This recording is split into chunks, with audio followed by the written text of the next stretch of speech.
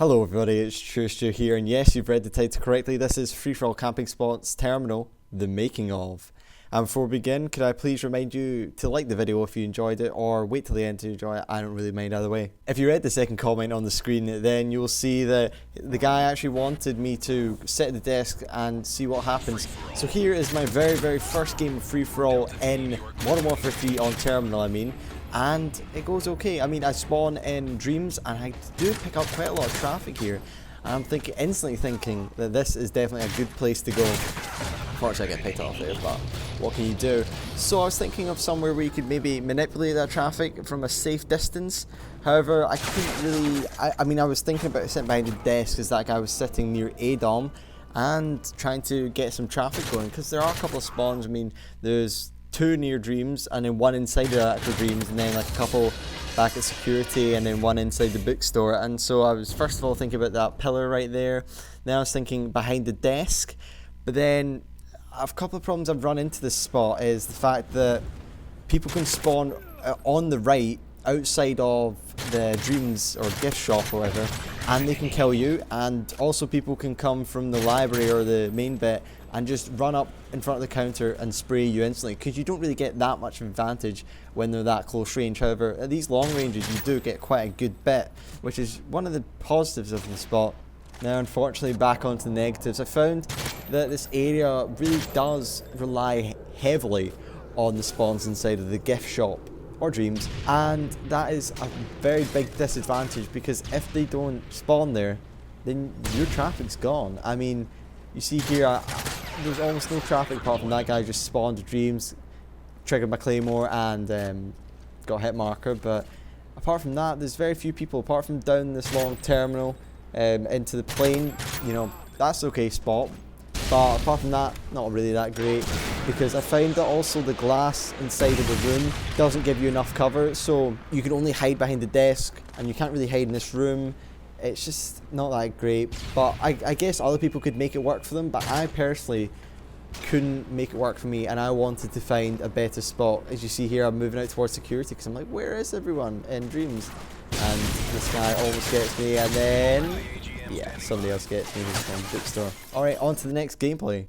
The thing about Terminal is that it's a Modern Warfare 2 map, so I already pretty much knew the layout and the traffic patterns, so I instantly made my way to Top Red, which is a personal favourite of mine back in the day, and it turns out that it's actually quite a good spot, especially with the addition of the portable radar. You can easily find out spawns just because they just go bloop and pop up, and you see I actually blow up the oil tanker there, because back in Modern Warfare 2 it would kill you. However, in Modern Warfare 3 for some reason it doesn't really. And you can tell that already I'm wary that this spot is quite out in the open. However, I don't really know what to do, so I've just chucked my portable radar there. Why not? And you'll see later why that's probably not a good idea. And notice that this is actually quite far back in my progression, because even though I am looking towards the back, I'm spending too much time looking towards the Burger Town area like now, and I'm not being as quick as I could be. However, I'm being moderately quick to give myself credit. But anyway, one of the things that really made me enthusiastic about this spot is my discovery of the little spawn down there below the ladders. Look at that guy just spawned right there. I didn't actually know about it until I saw it in the portable radar, because Modern Warfare 2 you didn't have portable radars. I just thought people were running about under me. But with Modern Warfare 3, you know they're there, and that's made me really enthusiastic about it. And look at this, the Semtex blows up the portable radar. That is one of the learning points right here. I'm like, okay, I cannot have the portable radar right here. And also, look at this line of sight. This guy jumps up on the ledge, and you can see he's actually got a nice little area he can shoot me at if he jumps on there. But the thing is, he gets instantly taken down. It's actually quite a dangerous place to stand, but I have had one person snipe me from there, and it can be rather frustrating. So just be wary of it, don't stick your head out too much. And another thing is that I do get killed by MP7 ACR guys. Somebody asked me how I deal with them, and it's pretty much outshoot them. Right here you see another learning point where I died to the guy who is mantling, and that is probably second or first #1 cause of death to the mantlers. I don't really have a problem with the ACRs, the MP7s, because you've got such a height advantage that if anything isn't going your way, you can just go prone and avoid it. right here as well, you see why I don't climb up the ladder. I almost die. Climbing up, happy days, you know, and then somebody spawns at the back, almost gets me, but then here I discover the magic of prone. He cannot shoot me. He's waiting for me to pop up, but I wait, and then I run away, and then he starts to run towards me to try and get me, and I just played it perfectly. And look, here's where I discovered that looking towards the back is very important, and skipping head forward, if he'd hit that, that would have been hilarious. But anyway, here's where it happens. I'm just paying too much attention to Burger Town, you know, doing normal stuff, and then boom, somebody gets me in MP7. So yeah, I do get killed by MP7s, do get killed by snipers. You just got to be really careful of the back, and yeah, moving on. Here's the gameplay I got when I was actually investigating silencers versus non-silencers for the spot. Incidentally, you know, it doesn't really matter for this particular spot in Terminal because it's so high traffic. It doesn't really matter whether you're silenced or unsilenced because people are going to be around you anyway. But moving on, that's for another video. This particular gameplay demonstrates why blind eye is so important for this out in the open area.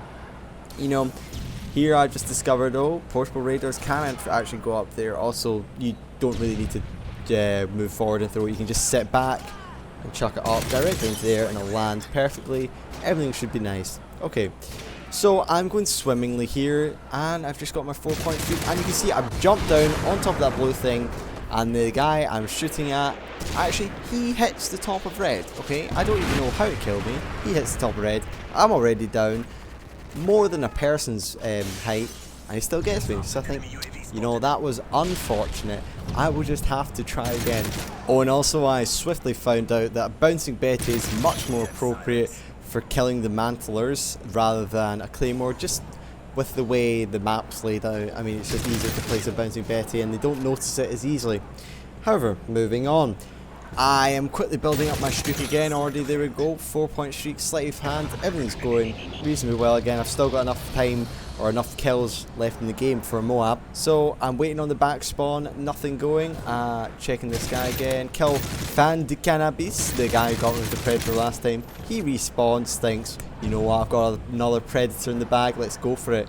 I didn't notice it, and then I just and ran away. And basically there's very little you can do to avoid Predators, because it seems even when you jump down, it's just easy for them to adjust and kill you, and there's literally nothing you can do. So you need to pretty much run blind eye as your first, second or third unlock. So yeah, moving on again. This final clip is pretty much my proof of why I can empathize with people that say, oh, I get killed by RPGs, I get killed by noob tubes, I get killed by vengeful people that just spawn and want to run back and kill you. Because this was a very, very strong gameplay. This would have actually saved me a lot of hours trying to get the right sort of gameplay. Because if you look, I am on 17 kills at 6 minutes 32 or whatever. And yeah, everything's going really well. I think I'm actually on quite a high kill streak now, 19, and I kill this guy, Siflet. And you think, oh well, just kill him, he's the usual guy, back spawn.